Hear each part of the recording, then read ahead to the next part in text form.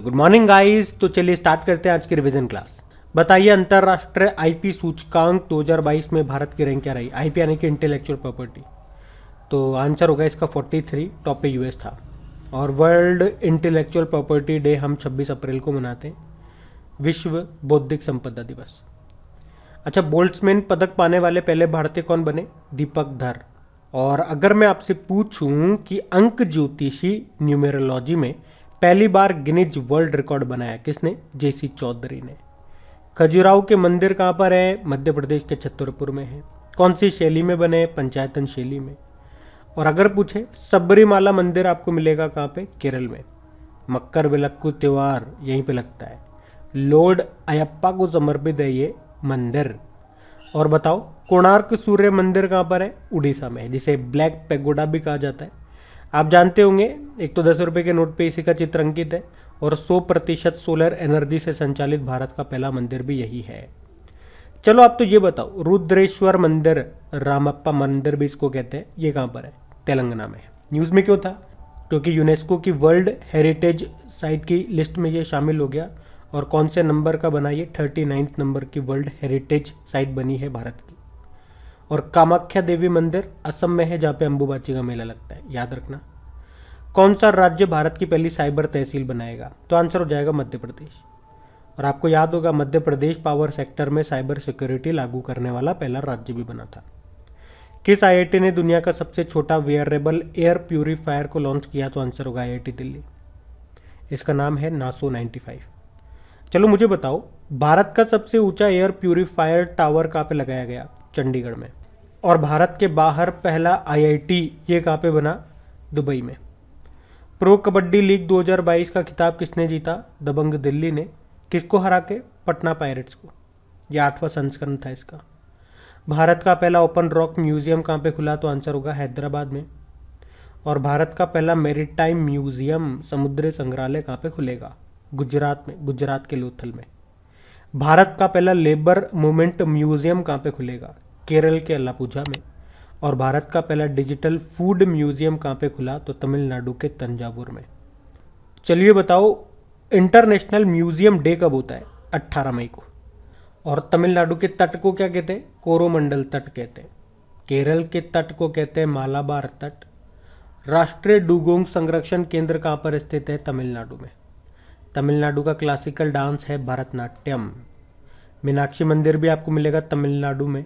तमिलनाडु में मदुरै में वेगई नदी के किनारे स्थित है ये। और किस शैली में बना है? तो द्रविड़ शैली।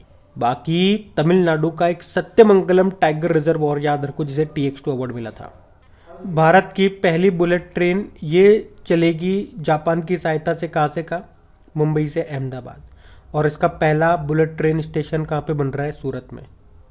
लता मंगेशकर संगीत अकादमी ये कहाँ पे बनेगा? इंदौर में। और याद रखना, एशिया का सबसे बड़ा बायो CNG प्लांट ये भी कहाँ पे तैयार हो रहा है? इंदौर में ही। भारत की पहली वाटर प्लस सिटी ये इंदौर ही है। और बायोमास से हाइड्रोजन प्लांट ये बनेगा मध्य प्रदेश के खंडवा जिले में। अच्छा बताइए, विश्व मुख स्वास्थ्य दिवस, वर्ल्ड ओरल हेल्थ डे कब मनाया जाता है? तो आंसर होगा 20 मार्च को।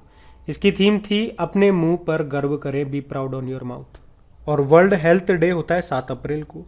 अंतरराष्ट्रीय वन दिवस कब होता है? अंतरराष्ट्रीय वन दिवस होता है 21 मार्च को। इसकी क्या थीम थी?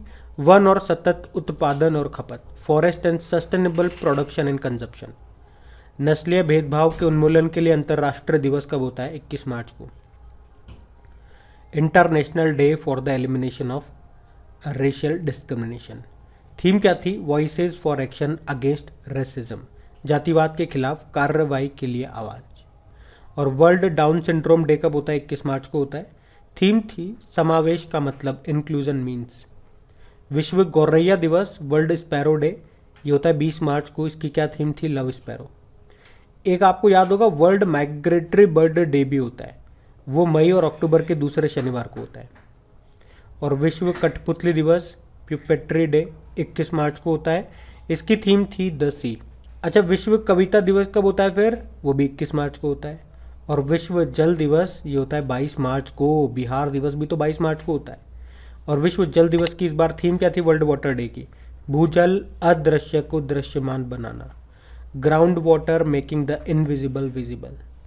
और 22 तारीख से हमने 3 डे याद करे लगातार महीने वाले, 22 मार्च, 22 अप्रैल और 22 मई। 22 मार्च को आपने कहा वाटर डे, 22 अप्रैल को अर्थ डे और 22 मई को बायोडाइवर्सिटी जैव विविधता दिवस। विश्व मौसम विज्ञान दिवस कब होता है? वर्ल्ड मेटेओरोलॉजिकल डे 23 मार्च को। इसकी थीम है early wearing and early action. चलो मुझे बताओ, वर्ल्ड मेटेओरोलॉजिकल ऑर्गेनाइजेशन का हेडक्वार्टर कहाँ पर है? तो आंसर होगा जेनेवा, स्विट्जरलैंड में। अब पुराने महीने के करंट अफेयर्स का रिवीजन करेंगे। तो बताइए, भारत में खेतों में कीटनाशकों का छिड़काव करने के लिए कितने किसान ड्रोन शुरू किए गए? तो आंसर होगा 100। अच्छा, अगर मैं आपसे पूछूं किसान स्टोर किसने शुरू किया था? तो अमेजोन ने। बताइए, नदियों में नाइट नेविगेशन मोबाइल एप्लीकेशन को लॉन्च करने वाला देश का पहला राज्य कौन सा बना? तो आंसर होगा असम। उद्देश्य क्या है? ब्रह्मपुत्र नदी पर जल परिवहन को रात में भी बेहतर बनाने के लिए इसे लॉन्च किया गया। विश्व के नंबर 1 शतरंज चैंपियन को हराने वाले सबसे युवा खिलाड़ी कौन बने? तो आंसर होगा आर प्रज्ञानंदन। और वैसे विश्व के नंबर 1 चेस प्लेयर कौन है? मैग्नस कार्लसन है, नॉर्वे से हैं ये। अंतरराष्ट्रीय रबड़ अध्ययन समूह का नया अध्यक्ष किसे बनाया गया? इंटरनेशनल रबड़ स्टडी ग्रुप का। तो आंसर होगा KN राघवन और इसका हेडक्वार्टर है सिंगापुर में। सबसे कम उम्र के ATP 500 विजेता कौन बन गए? कार्लोस अल्काराज, ये स्पेन के हैं, उम्र है 18 साल। टेनिस से आपको याद होगा ऑस्ट्रेलियन ओपन जो 2022 का पहला ग्रैंड स्लैम था, ऑस्ट्रेलियन ओपन 2022 जिसमें पुरुषों का खिताब जीता था, यानी कि men single title Rafael Nadal ने, ये भी स्पेन के हैं। और महिलाओं में जीता था वुमेन सिंगल एशले बार्टी ने, ये ऑस्ट्रेलिया से हैं और अभी आपको याद होगा संन्यास की घोषणा कर दी इन्होंने। चलिए बताइए, किस देश की पुरुष टीम ICC T20 रैंकिंग में नंबर 1 बन गई? तो आंसर होगा भारत। और जम्मू कश्मीर के डोडा जिले के ब्रांड उत्पादक कौन है? लेवेंडर, या इसे आप कह दीजिए भारत की बैंगनी क्रांति। तनिष्का कोटिया को गुरुग्राम के लिए बेटी बचाओ बेटी पढ़ाओ का ब्रांड एम्बेसडर बनाया। इनका संबंध किससे है? चेस, शतरंज। अच्छा, थम्स अप ने किसे अपना ब्रांड एम्बेसडर बनाया? तो आंसर होगा शाहरुख खान को। एशिया प्रांत में अपने ग्राहकों की चिंताओं को दूर करने के लिए बेंगलुरु में एक साइबर सुरक्षा केंद्र शुरू करेगा कौन? IBM। इंटरनेशनल बिजनेस मशीन इसका फुल फॉर्म होता है। इसे बिग ब्लू के नाम से भी जानते हैं। न्यूयॉर्क में हेडक्वार्टर है और इसके CEO अरविंद कृष्णा है। चलिए बताइए, केंद्रीय उत्पाद शुल्क दिवस कब मनाया गया? Central excise day. तो आंसर होगा 24 फरवरी को।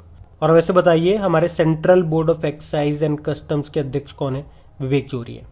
और उर्दू भाषा में साहित्य अकादमी पुरस्कार 2021 देने की घोषणा की गई थी किसे? चंद्रबान ख्याल को।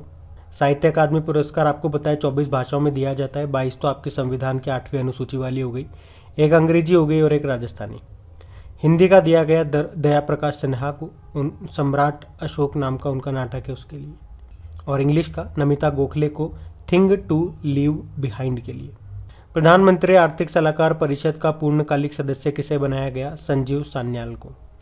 वैसे मुख्य आर्थिक सलाहकार बने अभी V अनंत नागेश्वरन और नेशनल सिक्योरिटी एडवाइज़र ये हैं अजित डोभाल।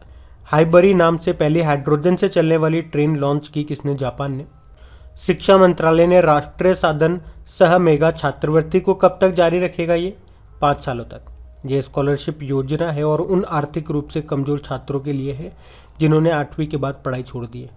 बताइए, एक्सरसाइज कोबरा वॉरियर 2022 नाम का युद्ध अभ्यास, इसमें कौन पार्टिसिपेट करेगा? ये वाला मत लेना। खजुराहो के जो ये मंदिर है पंचायतन शैली में बने हुए हैं, चंदेल शासकों ने इनको बनाया। IDBI बैंक के MD CEO कौन बन गए? राकेश शर्मा बन गए। हेडक्वार्टर इसका मुंबई में है। बैंकिंग फॉर ऑल इसका टैगलाइन होता है। किस शहर ने अपने भविष्य का संग्रहालय खोला है जिसे वे दुनिया की सबसे खूबसूरत इमारत कह रहा है? तो आंसर होगा दुबई। और आपको पता है विश्व की पहली पेपरलेस सरकार दुबई ही है। भारत के बाहर अगर पूछे किस देश में पहला IIT स्थापित होगा तो दुबई में ही। किस राज्य या यूनियन टेरिटरी सरकार ने जन भागीदारी अधिकारिता पोर्टल को लॉन्च किया? तो आंसर होगा जम्मू कश्मीर। और किस देश ने सी डोम नौसेना वायु रक्षा प्रणाली का परीक्षण किया अभी? आंसर होगा इजराइल ने। अच्छा, आपको याद होगा इजराइल ने अभी एक लेज़र प्रणाली का भी सफल परीक्षण किया था। उस लेज़र बीम से ही वो दुश्मनों की मिसाइलों को फोड़ देगा। उसका नाम क्या रखा था ये बताओ आप तो। अब हम कल के करंट अफेयर्स को रिवाइज कर लेते हैं। तो अब आपको बताना है कि कौन सा राज्य 18 दिसंबर को राज्य में अल्पसंख्यक अधिकार दिवस माइनॉरिटीज राइट्स डे के रूप में मनाएगा। तो आंसर होगा तमिलनाडु। अभी आपको याद होगा तमिलनाडु ने जो 14 अप्रैल को हम लोग डॉक्टर अंबेडकर जयंती के रूप में मनाते हैं उसे समानता दिवस के रूप में मनाने की भी घोषणा की है। भारत के पहले सामुदायिक radio station community radio station जिसका नाम है दूधवाणी, इसका उद्घाटन किस राज्य में किया गया? तो आंसर होगा गुजरात में। ये भारत का पहला है। और रेडियो से आपको याद आएगा दृष्टिबाधित लोगों के लिए देश का पहला रेडियो चैनल अभी लॉन्च हुआ था, उसका नाम है रेडियो अक्ष। और वर्ल्ड रेडियो डे आप 13 फरवरी को मनाते ही हो जिसकी थीम है रेडियो एंड ट्रस्ट। किसे Commonwealth points of lights award के लिए चुना गया? किशोर दास गुप्ता को, ये किशोर कुमार दास को, ये बांग्लादेश के हैं। बैडमिंटन एशिया चैंपियनशिप 2022 का आयोजन कहाँ पे हुआ? मनीला, फिलीपींस में।